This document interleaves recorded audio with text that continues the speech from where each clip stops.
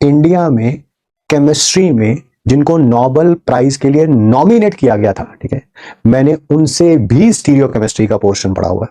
Professor Kalsi was invited by the Swedish Royal Academy of Sciences to submit proposals for the award of the Nobel Prize for chemistry 1985। Stereo chemistry में India में पिछले 40-45 साल की बात कर रहा हूं, उससे ज्यादा पीछे शायद मैं नहीं जा पाऊंगा, लिमिटेशन है मेरी भी, क्योंकि कोई कहे कि आज से 100 साल पहले ये हुआ था तो शायद मुझे भी ना पता हो।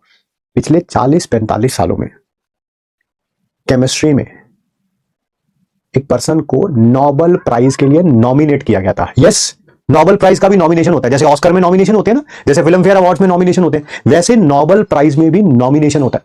You heard it right. हाँ, फिर उनमें से किसी एक जाने को नोबेल प्राइज दिया जाता है, वो तो कमेटी डिसाइड करती है, ठीक है। इंडिया में केमिस्ट्री में जिनको नोबेल प्राइज के लिए नॉमिनेट किया गया था, ठीक है, मैंने उनसे भी स्टीरियो केमिस्ट्री का पोर्शन पढ़ा हुआ है, ठीक है। एंड उनकी भी जितनी भी किताबें हैं स्टीरियो केमिस्ट्री की, मेरे ख्याल से 3 या 4 किताबें तो मेरे पास ही है। एक तो अभी मेरे राइट हैंड साइड पे पड़ी हुई है, मैं दिखा भी देता हूं आपको। इसमें भी जितने एग्जाम्पल थे वो सब निकाल लिए थे मैंने। ये रहा डॉक्टर पीएस कल्सी, फोटो शायद आपको नजर आएगी नहीं मेरे ख्याल से, क्योंकि बहुत छोटी फोटो है। आ रही है नजर? डॉक्टर पीएस कल्सी, कभी इनके बारे में पढ़िएगा, आपको पता चलेगा कब किया गया था इन्हें नोबेल प्राइज के लिए नॉमिनेट, चाहे गूगल पे सर्च भी कर लीजिएगा। प्रोफेसर कल्सी, मैंने पूरी बहुत बड़ी लाइन है बट मैं सिर्फ उतना पढ़ रहा हूं जिसमें नोबेल प्राइज के बारे में लिखा गया। Professor Kalsi was invited by the Swedish Royal Academy of Sciences to submit proposals for the award of the Nobel Prize for chemistry 1985, ठीक है। उनकी पूरी किताब है स्टीरियो केमिस्ट्री, ये भी बहुत साल पुरानी है, मेरे पास याद नहीं है कब की है, पता नहीं कब की है, मेरे पास 18-19 साल पुरानी किताब है।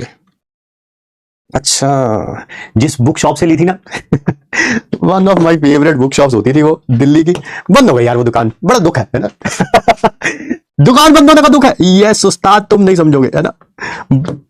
बचपन में, जवानी में जहां से किताबें ली होती है ना, अभी मैं दिल्ली गया तो मेरे को किताब चाहिए थी, बहुत महंगी किताब थी वो, 8-10 हजार रुपए की कोई किताब थी, तो मुझे चाहिए थी। तो मुझे पता था भाई दिल्ली में नई सड़क एक जगह, वहां पर उस बंदे के पास किताब जरूर होगी, नंबर सेव है मेरे पास। मैंने फोन किया, कह रहे सर हमने तो काम ही बंद कर दिया किताबों का। मुझे इतना दुख हुआ रहा, इतना दुख हुआ जिसका कोई हिसाब नहीं।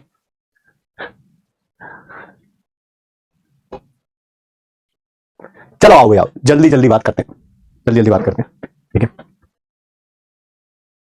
मैंने एक बार अपने एक सर के पास गया, बहुत कम स्टोरी सुनाता हूं बट आज बता रहा हूं आप लोगों को। वो हमें ना इलेक्ट्रोकेमिस्ट्री पढ़ाते थे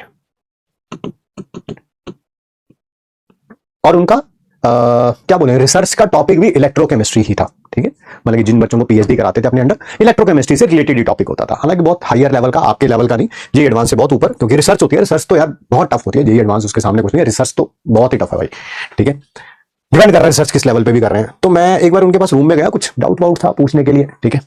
एंड टीचर्स प्रोफेसर्स ना बहुत डाउन टू अर्थ होते हैं, मतलब कि जितना बड़ा ओहदा होता है उतने ही ज्यादा डाउन टू अर्थ होते हैं। मैं अंदर गया रूम में तो बहुत सारे 2-3 और टीचर बैठे हुए थे, तो चाय बना रहे थे वो ना, अपने रूम के अंदर कैटल होती है, इलेक्ट्रिक कैटल, चाय बना रहे थे। तो उन्होंने एक सर को बोला कि अरे अमित आया, चलो अमित के लिए भी चाय बना दो। कितनी बड़ी बात है भाई, टीचर के रूम में जाके तुम चाय पी रहे हो ना, सोचो, मतलब इमेजिन करो। एंड अमित के लिए, मैं नहीं सर मैं चाय नहीं, अरे नहीं कोई बात नहीं, तू भी पी ले, तो अरे सर इसके लिए भी बना देना चाय। अच्छा ठीक है। तो मेरे को जो भी इलेक्ट्रोकेमिस्ट्री में डाउट था मैंने पूछा, ठीक है। जो भी चल रहा था, डिस्कशन चल रहा था, चलते मुझे कहते हैं कि एक अलमीरा थी उनके रूम में, मुझे सब याद है, मतलब कि I can close my eyes and I can go back to that moment 25 years back, ठीक है। मैं मुझे कहते हैं कि वो अलमीरा है ना, अलमीरा उसको खोल, ठीक है, और उसमें ऐसे एक किताब होगी, उसमें से वॉल्यूम 3 निकाल के ले आया। मैं निकाल के ले आया, ठीक है। और उसमें फिर उन्होंने दिखाया कि अच्छा जो चीज पूछ रहा है ना, देख इस वाले वॉल्यूम 3 में दे रखा है, ये इसका प्रूफ है, ऐसे होता है वैसे होता है, जो भी हमारा डिस्कशन हो रहा था। मेरे को लाइफ में one of the biggest shock पता कब लगा, ठीक है, जब मैंने उनकी अलमीरा खोली। उनकी अलमीरा के अंदर, ठीक है, जो किताबें पड़ी हुई थी, ठीक है, पता है उनकी लेंथ क्या होगी। अब वही है, आप जिस जनरेशन में हो, मैं जिस जनरेशन में हूं, आपने कुछ ऐसा, क्योंकि मैंने भी नहीं देखा था लाइफ में तब तक कुछ ऐसा, उस किताब की लेंथ बोल रहा हूं मैं, कितनी होगी समझ रहे, बहुत बड़ा है।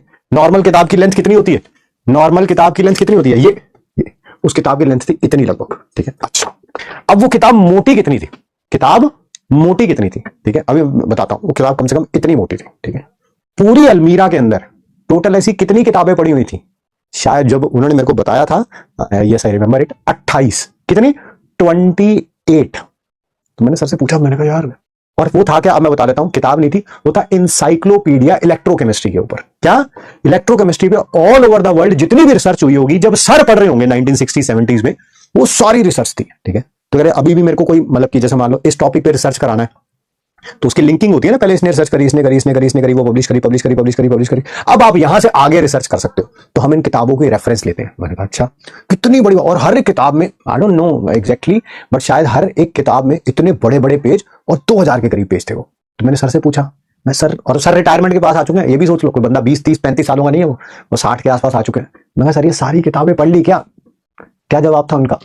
आंसर इज नो, अभी तो आधे से थोड़ी ज्यादा ही बीती है। आप सोचो पढ़ना कितना इंपॉर्टेंट है, सोचो पढ़ना कितना इंपॉर्टेंट है, ठीक है। उस दिन मुझे लगा नहीं यार, तो बहुत पढ़ना है यार।